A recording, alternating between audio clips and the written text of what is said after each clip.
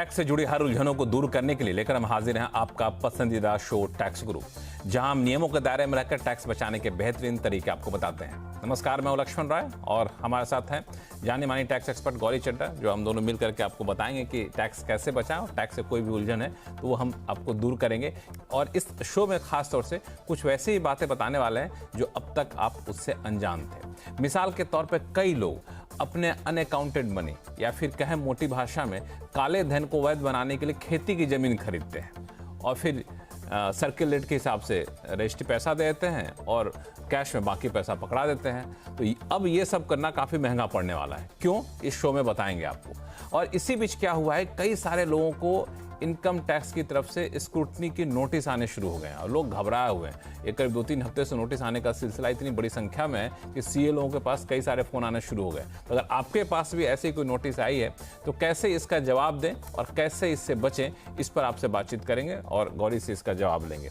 और इस बीच अगर आप एनआरआई हैं तो म्यूचुअल फंड को रिडीम करा रहे हैं, उस पर जो आपको फ़ायदा हुआ है, क्या उस पर टैक्स छूट का फ़ायदा आपको मिलेगा क्या, ये भी इस शो में आपको बताने वाले हैं। लेकिन गौरी, सबसे पहले शुरुआत करें खेती की ज़मीन खरीदने वाले लोगों के लिए। अक्सर देखने को मिला है पिछले कुछ सालों में, जो गांव में या फिर आसपास के इलाकों में जाएंगे तो खेती की ज़मीन बड़ी महंगी हो गई है। तो जब लोगों से पूछता हूँ मैं ज़मीन महंगी क्यों हो गई, तो लोग जी आते हैं, बाहर के लोग बड़ी खरीद रहे हैं खेती की ज़मीन। तो अंदर खाने में कई बार लोग कहते हैं खेती की ज़मीन खरीदते हैं और सर्किल रेट के हिसाब से पैसा ट्रांसफ़र कर देते हैं और फिर बाकी पैसा अपना वो कैश में पकड़ा देते हैं। समझ के चलते हैं चलो कैश में तो कोई देखा नहीं, लेकिन मुझे लगता है कि अब मुश्किल है ऐसा करना। बिल्कुल। देखिए लक्ष्मण, ये जो पूरी ट्रांजैक्शन है ये अब तक इसलिए हो पा रही थी क्योंकि एग्रीकल्चर से रिलेटेड जितनी इनकम होती है, चाहे वो खेती से हो या उस ज़मीन को बेच के हो, वो फार्मर्स के हैंड्स में एग्जेम्प्ट होती है और उस पर कोई सवाल कभी पूछा नहीं जाता, उनसे आज भी नहीं पूछा जाएगा। और ये हमेशा एक डिबेटेबल टॉपिक रहा है कि क्या एग्रीकल्चरल इनकम को टैक्स करना चाहिए या नहीं। वो करना मुझे लगता है पॉसिबल होगा भी नहीं, लेकिन जो लोग अपना अनअकाउंटेड मनी अपने बिजनेस से कमा रहे हैं, जो फार्मर्स नहीं हैं और अपना उस अनअकाउंटेड मनी को ट्रांसफर करना चाहते हैं अपने अकाउंटेड मनी में बिना टैक्स दिए, वो अक्सर ऐसी एग्रीकल्चरल लैंड खरीदते हैं सर्कल रेट पे, बाकी पेमेंट कैश में कर देते हैं और जब वो उसको एक्चुअली बेचेंगे तो पूरा का पूरा पैसा उसको बैंक में ले लेते हैं। फॉर एग्जांपल 2 करोड़ दिए किसी ज़मीन को खरीदने के लिए, 8 करोड़ दे दिए कैश में। एक्चुअल कीमत क्योंकि 10 की थी, तो जब उन्होंने बेचा उस लैंड को तो उनको 10 करोड़ अपने बैंक अकाउंट में मिल गए। क्योंकि ये एग्रीकल्चरल लैंड आपकी कैपिटल एसेट की डेफिनेशन से बाहर है एज पर इनकम टैक्स एक्ट, इसके ऊपर जो भी टैक्स बनता है वो सरकार माफ़ कर देती है।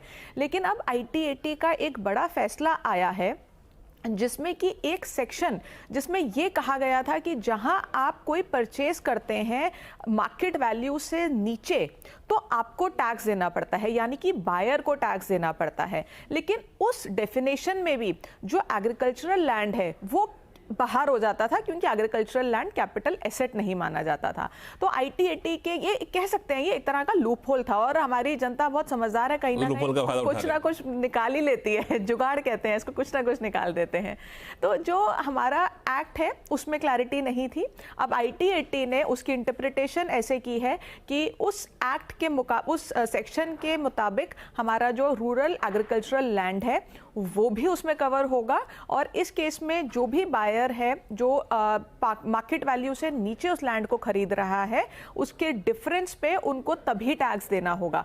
तो ये जो पूरा सिस्टम था टैक्स अपना बचाने का, वो अब लोग नहीं कर पाएंगे।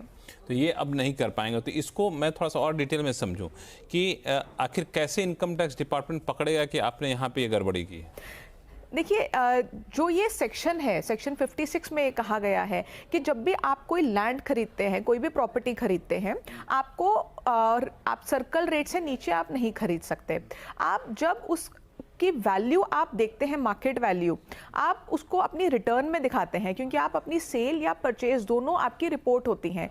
जहां ये डिफरेंस आपका 10% से ज़्यादा का फ़र्क आया, आपका इनकम टैक्स के पास एक कह सकते हैं एक ट्रिगर चला जाता है कि इस व्यक्ति ने इसको इस रेट पे खरीदा है लेकिन इसकी एक्चुअल वैल्यू ये है नहीं। तो एज पर सेक्शन जो 56 कहता है आपको उसके बैलेंस पे खुद से ही टैक्स देना है। तो एक्चुअल वैल्यू का पता कैसे चलेगा income tax department? Market value तो जिस भी लैंड की उस पूरे एरिया की है वो सबकी सेम ही है। आप बोलें कि उस एरिया में बाकी लोग 10 की बेच रहे हैं, आप 2 की बेच रहे हैं, ऐसा नहीं हो सकता। उस एरिया की भी एक वैल्यू होती है। तो ये मार्केट वैल्यू सर्कल रेट के बराबर हो जरूरी नहीं है? वो जरूरी नहीं एक ऑन एन एवरेज कि लोगों ने जो खरीदा है उस इलाके में जो जमीन की खरीद बिक्री हुई है उससे एक मोटा मोटी आइडिया चल जाता है ये मार्केट वैल्यू है। बिल्कुल, बहुत उस सारे मार्केट वैल्यू से अगर 10% से कम दाम पे आपने ट्रांजैक्शन किए हैं तो अपने आप पॉपअप चला जाएगा इनकम टैक्स डिपार्टमेंट के पास। कह सकते हैं पॉपअप तो नहीं जाएगा, बट एक इंटीमेशन सरकार के पास चली जाती है।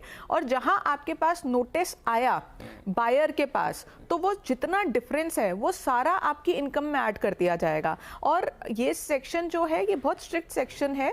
आमतौर पे लोग इसका बहुत ध्यान रखते हैं और खुद से, अगर वैसे तो कोई करता ही नहीं है, जो भी केयरफुल रहता है, कोई भी व्यक्ति इस डिफरेंस पे कभी भी सेल परचेज ईमानदारी से करना नहीं चाहिए। लेकिन अगर कर भी दिया और नोटिस आ गया तो वो आपके ऊपर पूरा का पूरा जो टैक्स है और उसके ऊपर फिर पेनल्टी भी लगेगी क्योंकि आपने कंसीलमेंट की। अच्छा, तो ये बताइए कि मतलब जो रजिस्ट्रार ऑफिस है जहाँ पे जमीन की खरीद बिक्री होती है उससे इनकम टैक्स डिपार्टमेंट इतने ज्यादा कांटेक्ट में रहते हैं? इनकम टैक्स डिपार्टमेंट हर एजेंसी से कांटेक्ट में रहता है। रजिस्ट्रार ऑफ प्रॉपर्टीज से लेके, बैंक से लेके, इंश्योरेंस कंपनीज या कोई भी ऐसी एजेंसी, हर इस एजेंसी को एक रिपोर्ट इनकम टैक्स डिपार्टमेंट को साल के एंड पे देनी होती है। उसमें सारी ट्रांजैक्शंस इनकम टैक्स डिपार्टमेंट के पास जाती है।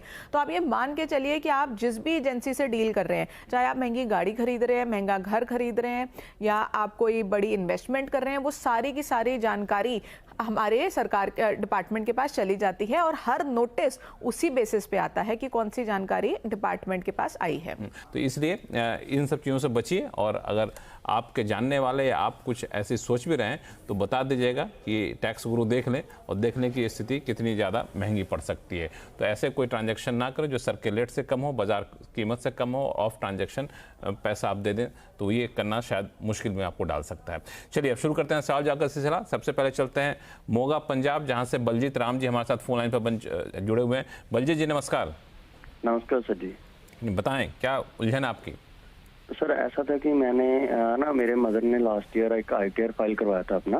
वो सीनियर सिटीजन है और उनका जो इंटरेस्ट के अलावा और कोई इनकम नहीं है। उनकी कुछ अमाउंट जो थी TDS में शो कर रही थी और जो as per income tax portal में सबको डिस्प्ले कर रहा है उसके अकॉर्डिंग कर रहा था। और बैंक ने उनका 20% कुछ FD पे 20% TDS कट गया था। वो क्लेम नहीं हो पाया लास्ट ईयर फंड के अमाउंट में। तो क्या वो पॉसिबल है क्या इस साल वो आगे वो उसको फंड क्लेम कर पाए? गौरी, देखिए इसीलिए क्योंकि आपने शायद अपना पैन नहीं दिया होगा, इसलिए आपका जो जी मैम, ऐसा था कि बैंक में कुछ प्रॉब्लम के कारण वहाँ से पैन कार्ड ऑटोमेटिकली रिमूव हो गया था, तो इसलिए 20% टैक्स जो है बैंक ने काट लिया।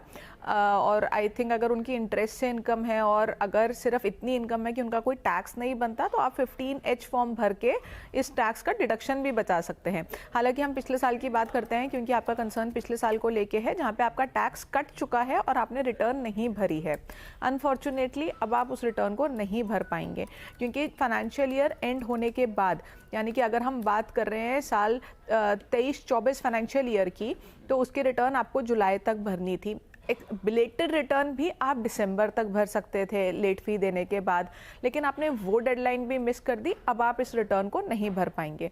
एक तरीका होता है बाद में रिटर्न भरने का, जिसको हम अपडेटेड रिटर्न बोलते हैं, ITR-U, लेकिन उसकी कुछ कंडीशंस हैं, जिसमें एक सबसे बड़ी कंडीशन ये है कि आप कोई भी रिफंड क्लेम नहीं कर सकते हैं या लॉस नहीं बढ़ा सकते हैं, अपनी इनकम कम नहीं कर सकते हैं।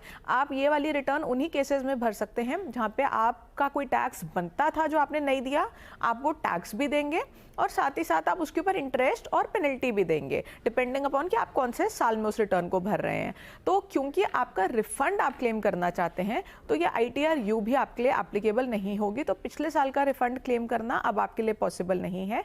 इस साल से आप थोड़ा सा केयरफुल रहेंगे अपनी रिटर्न टाइम से नुकसान क्या पैसा? ये पैसा तो नुकसान ही समझिए, क्योंकि किसी भी एंगल से उन्होंने ना 15H भरा, अगर भरने के लिए एलिजिबल थे, ना ही टाइम से रिटर्न भरी, तो अब ये रिफंड नहीं मिल ये पाएगा। तो गलत बात है भाई, मतलब भूल गया आदमी तो कुछ तो राहत बता दीजिए, ऐसे कैसे, मतलब बिल्कुल पैसा इनका जो है, वो भी सीनियर सिटीजन माता जी है, उनका पैसा। लक्ष्मण, एक्सट्रीम केस में, जब कोई बहुत एक्सट्रीम केस होता है जहाँ पे कोई हॉस्पिटल में है, आईसीयू में रहा, इस कारण से नहीं कर पाया, तो कॉन्डोनेशन भर सकते हैं। लेकिन यहाँ पे ऐसे केसेस जहाँ पे ऐसा कोई एक्सट्रीम केस नहीं है, वहाँ पे कोई लेकिन पैन तो बैंक की गलती से हटाना वहाँ से, पैन बैंक की गलती से, लेकिन उनको चेक करना था। अब आप बैंक के पास जाएंगे, बैंक अगर उसको 10% भी कर देगा तो वो 10% भी तो आपका अटका ही रहेगा। आप बैंक के पास जा सकते हैं कि उसका पैन ठीक कर दें, लेकिन वो टीडीएस आपको वापस नहीं मिलेगा।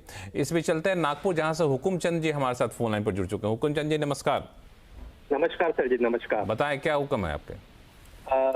ये जो हम प्रॉपर्टी जो सेल करते हैं, फ्लैट सेल किया है मैंने, उसमें कैपिटल गेन टैक्स सेव करने के लिए ये 2-3 रास्ते हैं। 3 साल के अंदर नया फ्लैट लेते हैं, 2 साल के अंदर प्लॉट लेते हैं, या तो भी 6 महीने के अंदर गवर्नमेंट बॉन्ड में पैसा लगाते हैं। मेरा क्वेश्चन ये है कि जो पीरियड दिया है 2 साल, 3 साल या 6 महीना, ये sale date of sale deed से है या date of agreement for sale जिसमें एडवांस लिया जाता है वहां से? दूसरा क्वेश्चन है सर कि ये बॉन्ड जो है ये पूरा अमाउंट का रहेगा या सिर्फ जो कैपिटल गेन हुआ है उतना ही अमाउंट का रहेगा? और तीसरा क्वेश्चन है कि इसके अलावा और कोई स्कीम है जिसमें कैपिटल गेन टैक्स बचाया जाए? हालांकि अच्छी बात यह है कि आपने कुछ हद तक होमवर्क कर रखा है, अब उससे आगे की बात बताएंगे गौरी। बट आपका एसेट क्या है जो आप बेच रहे हैं? वो आपका रेजिडेंशियल प्रॉपर्टी है या कोई और एसेट है? फ्लैट है madam, flat, residential property. Residential. ठीक है, तो देखिए, जब आप रेजिडेंशियल प्रॉपर्टी पहले तो बेचते हैं तो आपको कैपिटल गेन आपको उस पर कैलकुलेट करना है। जब आप उसका सेल डीड होगी आपकी, जब रजिस्टर होगा वो प्रॉपर्टी, तब से आप उसका टाइम पीरियड कैलकुलेट करना शुरू करेंगे। तो जिस दिन से रजिस्टर्ड होगा उस दिन से आप कैलकुलेट करेंगे। 3 साल के अंदर अंदर आपको कोई रेजिडेंशियल प्रॉपर्टी कंस्ट्रक्ट करनी है। आप दूसरा जो आपने बोला कि फ्लैट खरीदना है, वो 2 साल के अंदर अंदर खरीदना है। दूसरा आपने शायद समझा है कि 2 साल के अंदर अंदर आप प्लॉट भी खरीद सकते हैं। आप प्लॉट नहीं खरीद सकते हैं, आपको कोई रेजिडेंशियल प्रॉपर्टी ही खरीदनी होगी अगर आप कोई रेजिडेंशियल प्रॉपर्टी बेच के कैपिटल गेन बचाना चाहते हैं। तो या 3 साल में आप रेजिडेंशियल प्रॉपर्टी कंस्ट्रक्ट करेंगे, या 2 साल में रेजिडेंशियल प्रॉपर्टी खरीदेंगे, या 1 साल पहले आपने कोई रेजिडेंशियल प्रॉपर्टी अगर खरीदी है वो काउंट हो जाएगी। जो आपने बॉन्ड्स खरीदने हैं वो आपको विद इन 6 मंथ्स खरीदने हैं। और ये जो बॉन्ड्स हैं इसमें आपको सिर्फ कैपिटल गेन इन्वेस्ट करना होगा, क्योंकि सेक्शन 54 जो आपके केस में अप्लाई हो रहा है, जिसमें आप रेजिडेंशियल प्रॉपर्टी बेच रहे हैं, इसमें जो इन्वेस्टमेंट का अमाउंट होता है वो सिर्फ आपका कैपिटल गेन माना जाता है। तो जितना आपका कैपिटल गेन है आप उसको डाल के बॉन्ड्स में अपना टैक्स बचा सकते हैं। और अगर मैं ये मानूं कि आप रेजिडेंट हैं इंडिया में, तो आपके पास कैपिटल गेन कैलकुलेट करने के भी अब 2 तरीके हैं, विदाउट इंडेक्सेशन और विद इंडेक्सेशन। विदाउट इंडेक्सेशन आपका 12.5% और विद इंडेक्सेशन आपका 20%, जैसे पहले किया जाता था। ये दोनों में से जो भी आपको बेनिफिशियल लगता है आप उसको क्लेम कर सकते हैं। इसमें और कोई तरीका पूछा उन्होंने? रेजिडेंशियल प्रॉपर्टी कंस्ट्रक्ट करना, खरीदना, बॉन्ड लेना, इसके अलावा कोई रास्ता? 2 ही तरीके हैं, या रेजिडेंशियल प्रॉपर्टी खरीद सकते हैं या बॉन्ड्स खरीद सकते हैं।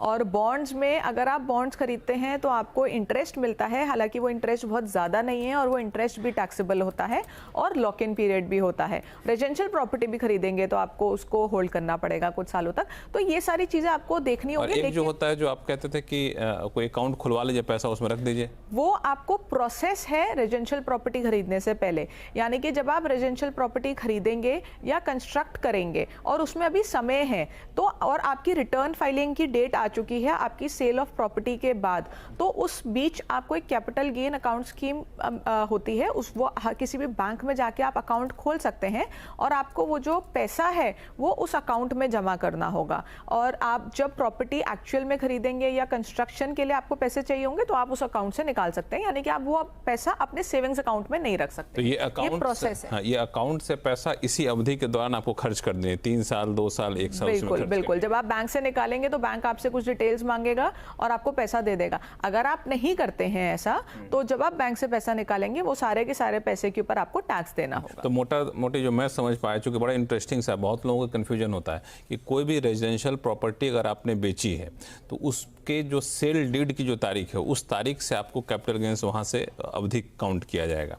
और उसके दो ही तरीके हैं, या तो आप कोई कोई कंस्ट्रक्शन कर लीजिए प्रॉपर्टी, लेकिन कंस्ट्रक्शन भी कराई तो 3 साल के भीतर भीतर कंस्ट्रक्शन पूरा होना चाहिए। मान लिया हम कोई अंडर कंस्ट्रक्शन प्रॉपर्टी खरीद लेते हैं किसी बिल्डर का, तो इंश्योर करना होगा कि 3 साल के अंदर अंदर वो कंप्लीशन सर्टिफिकेट हमें दे दे। बिल्कुल। अच्छा, दूसरा तरीका है कि हम कोई रेजिडेंशियल प्रॉपर्टी खरीद लें बना ये कितने साल के भीतर? 2 साल के भीतर। 2 साल के भीतर खरीद लें तो फिर हमारा पैसा बच जाएगा। लेकिन वो जो पैसा कैपिटल गेन अमाउंट है, जो मुनाफा हुआ है, सिर्फ उसी को इन्वेस्ट करना है ना हमें उसमें। सेक्शन 54 में अगर हमने रेजिडेंशियल प्रॉपर्टी बेची है और रेजिडेंशियल प्रॉपर्टी खरीद रहे हैं तो कैपिटल गेन को हमने सिर्फ कैपिटल गेन, पूरी रकम का नहीं, सिर्फ कैपिटल गेन वाले हिस्से का। और जो आपकी प्रॉपर्टी का जो टाइम पीरियड है वो आपकी सेल डीड से होगा। लेकिन इस पे कुछ जजमेंट्स भी हैं। अगर आप थोड़ा सा आपको लगता है कि आपका एग्रीमेंट टू सेल से आपको ज्यादा फायदा हो रहा है तो इस पे कुछ जजमेंट्स हैं जो ये भी कहती हैं कि एग्रीमेंट टू सेल से आप काउंट कर सकते हैं।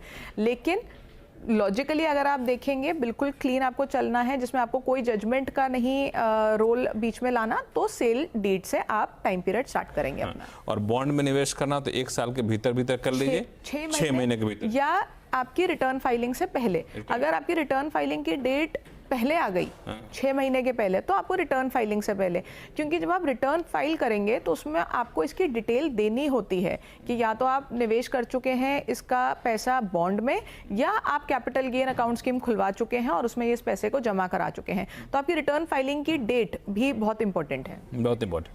ठीक है, तो एक ऐसा करते हैं, एक और पूछ लेते हैं कि जो उनके सारे कंफ्यूजन थे वो दूर हुए कि नहीं। हुकुमचंद जी, सुना आपने सारी चीजें? हाँ, एक छोटा सा एक और क्वेश्चन है मैडम। हाँ। तो कैपिटल गेन का जो बॉन्ड में अगर लेता हूँ मैं गवर्नमेंट बॉन्ड, उसके मैच्योरिटी के बाद में कोई मुझे टैक्स लगेगा? नहीं, उसके बाद आपके ऊपर कोई टैक्स नहीं लगेगा। लेकिन उस बॉन्ड पे जो आपको इंटरेस्ट मिलेगा वो आपको जैसे जैसे इंटरेस्ट मिलेगा इनकम फ्रॉम अदर सोर्सेज में दिखा के उसके ऊपर आपको टैक्स देना होगा। लेकिन जब आपको ये पैसा पूरा का पूरा मैच्योरिटी पे वापस मिलेगा तो ये आपका पूरा टैक्स फ्री है, क्योंकि आपने टैक्स बचाने के लिए इसमें निवेश किया। तो बॉन्ड के मैच्योरिटी पे नहीं लगेगा टैक्स, लेकिन जो इंटरेस्ट मिल रहा होगा बॉन्ड पे उस पे लगेगा। बहुत ही अच्छा सवाल आपने पूछ लिया हुकुमचंद जी। चलिए, आपके बहाने जो है बहुत सारे दर्शकों का भला हो गया। ये कन्फ्यूजन बहुत सारे लोगों को होता है। तो ऐसा करते हुकुमचंद जी, और भी कोई सवाल हो तो आप tax@moneycontrol.com पे लिखिएगा। ऐसे ही आपके सवालों का जवाब हम लोग देते रहेंगे। और कई सारे हम लोग चर्चा कर रहे हैं टैक्स गुरु के ऊपर, और टैक्स से जुड़े सवालों का जवाब आपको दे रहे हैं। और गौरी हमारे साथ बनी हुई है। हमारे साथ इस बीच फोन कॉल्स आ चुके हैं नोएडा से आलोक कुमार जी का। आलोक जी, नमस्कार। नमस्कार सर। नमस्कार। आपको लंबे समय तक इंतजार कराया, इसके लिए माफी चाहता हूँ। बताएं सवाल क्या आपके पास। एक्चुअली सर, ये मेरा क्या था, ये मिसेज के साथ मैंने ज्वाइंट एक्चुअली कुछ एफडी क्रिएट की थी। हेलो। हाँ, आवाज आ रही है, बताएं। हाँ, मिसेज और मेरी कुछ ज्वाइंट एफडी थी, तो एक्चुअली उसमें फर्स्ट होल्डर मैं हूँ। तो जो मिसेज का जो उसमें दिखाते हैं AIS में, SFT में, वो SFT 5 में वो अमाउंट सेम अमाउंट दिखाया जा रहा है, जबकि उन एफडीज का TDS मेरा कटा है, मतलब मेरे पैन पर, और इनकम, उसकी इनकम भी मेरे पैन में क्रेडिट हुई है। मैंने जब अपना ITR फाइल किया है तो मैंने वो पूरी इनकम दिखाई है, उस पर मैंने टैक्स दिया है।